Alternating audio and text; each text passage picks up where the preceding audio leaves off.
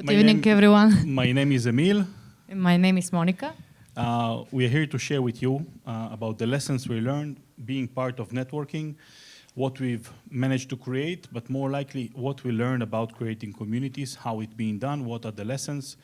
We made a lot of mistakes and we want to share with you so we can create better and stronger communities.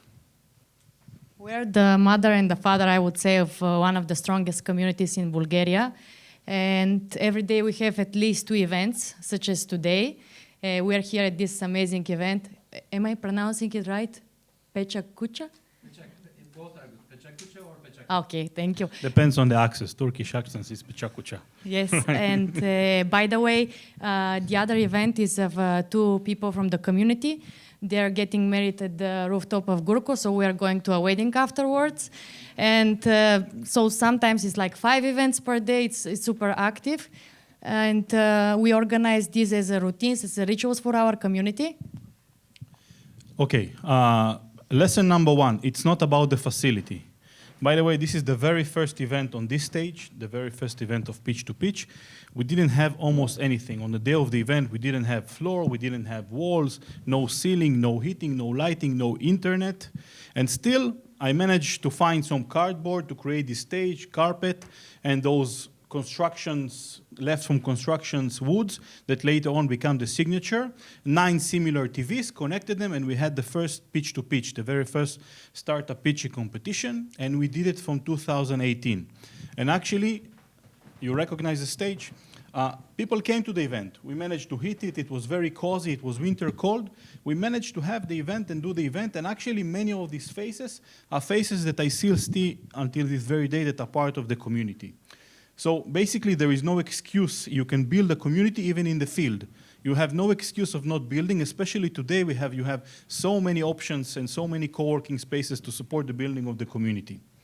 Second lesson is the consistency. Okay, until this very day, every month on the 11th, we create the pitching competition and gather in a venue of 250 people in the other locations. People come to here. And we're consistent. We don't care if we're sick, if we have power to gather. It's a lot of work, but consistently. Same as Levent is doing with Pechakucha. Every time he's doing it. Believe me, he gathers the power when there is a routine, when there is something that you have to do. And this is one of the strongest things about building this crowd-based. So the other lesson, community cannot be forced. You cannot make and push the people to become friends, to become community. It's impossible to do it, in my opinion. You can try. We tried it many times. You cannot do it. I more look at it like a flower. You can create the perfect environment for the community. You can give it soil, water, sun, nutrients, everything, and you hope that the flower will grow. Not every time it will grow. Same as your community. You do events. You do parties. You invite people by names. You know them. You give alcohol, it helps. You buy 7 kilos of baklava. This is also helpful. And you hope that people like you will become a community. But again, it's a matter that is unclear how it become, actually. I still believe it can be guided somehow. And everything starts with the smallest structure of community, which is a family. So everything starts with the mother and the father, which I will speak later on.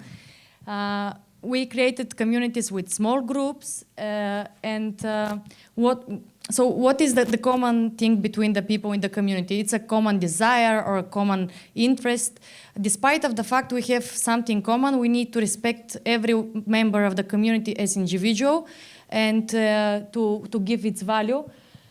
There are specific roles in the community. I started with the father, I mentioned it a couple of times. I think every community needs to have a strong leader, someone with big charisma and impact, someone who is dictating the rules and the principles. There are other people who are guarding the, do you agree? The guy with the gray? Yes? Yes, I'm. They say instead of dictating the rules, inspiring. We could say that, in my concept, there are some other people who are also guarding these principles. The members can also create rules by Yes. the feedback of the community. So maybe it's the middle between them. Yes, so It's there are not like different organs that are moderating the communities, and it's needed for its well-being. There is a figure of the mother who is as much as important as the father. This is the community managers. These are people who know how the children feel, what they need. They're settling these routines and rituals that I mentioned before, these regular events in our case. And also there are people who are spreading the idea. They're ambassadors. Every member of the community can bring in new members, and it can be self-sustained. About the last factor, the filter, you can Okay, tell so more. according to our experience, you should not be afraid to ask people outside of the community. If someone is not matching the community, trust me, one bad energy, one dirty finger can make the entire hand and the entire community fall apart. So don't be afraid to ask people not to go anymore, not to be in this community anymore. This is what we learned. I'm not sure it's the best thing, but this is our experience. Okay, highest form of community. You know you did your job when you reach the maximum level of success of a community, when the community is organized by itself, when they're organizing their own events, when they have their own groups, when they chat, when it's creating its own content, basically. When you reach this point, when you're no longer needed, you know you did well. An example in Bansko is really what's happening. It's a very good micro thing to speak about the Bansko community. Countries from all around the world, from Japan, they are sending representatives to learn how Bansko created such a great community. And we are glad to be there and to be part of it. Do we have 1 second? Of course. Okay, so I wanted to tell you, this is our contacts. Feel free to contact us when you want to create something creative. I grew in a kibbutz.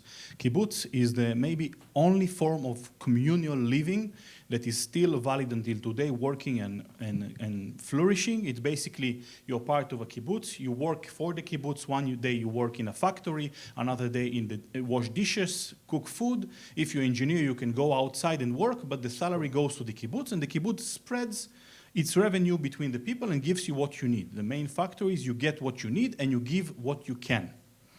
And it's impacted my entire life, the life there. My kibbutz also has a Luna Park, so as a kid, you imagine my life was really, really a blast there. And it's something that I learned that it's valid, it cannot be done in any point, but they have all of the 5 points, filtering, kicking out members, communal interests, and it's working. And it's a true fact, one of a kind that is still in the world, as far as I know, that is working. And this has maybe led me to create networking, the co-working spaces as a community. So thank you very much. Yeah, thank you. Thank you very much. Thank you so much.